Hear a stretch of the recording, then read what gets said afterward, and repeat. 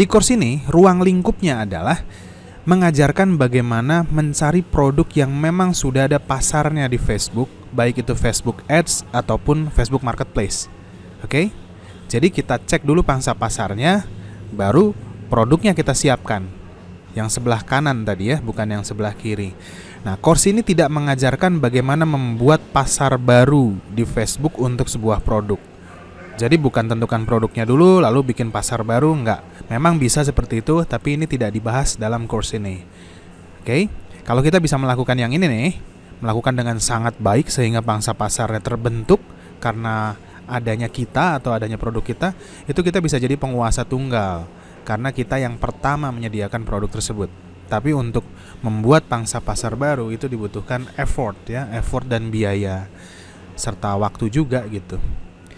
Nah, tahapan riset winning product itu seperti ini. Ada 5 ya. 1, 2, 3, 4, 5. Course yang ada di luar sana itu mereka melakukan yang nomor 1, lalu langsung lompat ke nomor 5. Oke? Yang nomor 2, 3, dan 4 itu tidak dilakukan. Nomor 1 itu apa sih? Dia menentukan ide produk dari daftar produk terlaris di marketplace, atau dia scraping data produk-produk terlaris berdasarkan parameter-parameter yang ditentukan gitu. Bisa menentukan sendiri atau tanya temennya atau seperti apa. Jadi ada dasar-dasarnya, dia menentukan produk mana yang laris di marketplace, kemudian langsung lempar jualan di Facebook Ads atau Facebook Marketplace. Seperti itu. Nah, di course ini kita akan belajar bagaimana setelah kita menentukan ide produk atau menentukan produk, kita akan memvalidasi dulu marketnya sebelum kita jualan ya. Jadi kita harus validasi dulu apakah memang produk ini ada pangsa pasarnya atau tidak. Kalau nggak ada pangsa pasarnya, ya kembali lagi yang pertama, kita tentukan produk yang lain lagi. Oke? Lalu setelah menentukan produknya apa, kita validasi marketnya lagi. Ini market dalam hal ini maksud saya adalah di Facebook ya.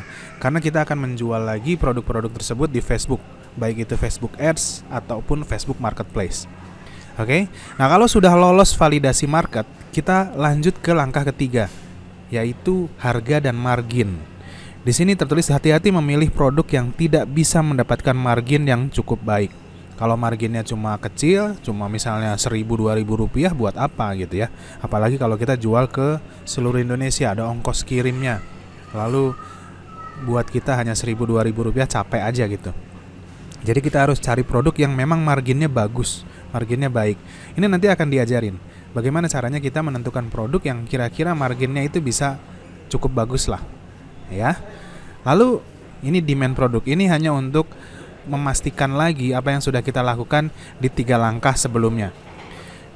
Kita akan memahami jenis produknya, kemudian versus demandnya. Jadi untuk misalnya produk sepatu gitu ya. Sepatu ini kelihatannya banyak pangsa pasarnya. Padahal pangsa pasar sepatu itu kan terbagi-bagi ya. Jadi ada jenis sepatunya, itu berbeda pangsa pasarnya. Misalnya sepatu kulit. Sepatu kulit dengan sepatu sport gitu, sepatu olahraga, itu udah beda pangsa pasarnya. Orang nyari sepatu kulit ketika disodorin sepatu sport, itu yang gak akan nyambung. Padahal sama-sama sepatu gitu ya. Nah, ini kita harus jeli. Kalau misalnya peluang bisnis nih, tadi kan sepatu. Kalau peluang bisnis, orang yang nyari peluang bisnis makanan, kemudian dia juga nyari peluang bisnis modal yang murah misalnya kayak gitu.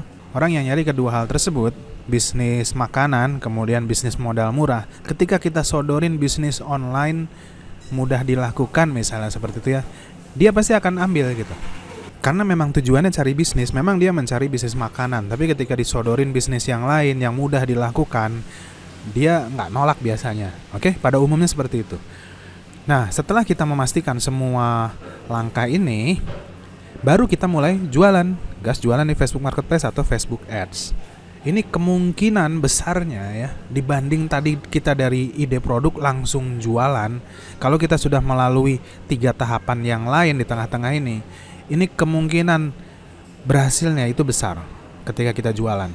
Apalagi kalau pakai Facebook Ads itu kan ada biaya ya. Kalau kita coba-coba secara membabi buta, biaya iklan sudah keluar banyak ya, sayang kalau boncos. Sebenarnya Facebook Marketplace juga ada biaya sih.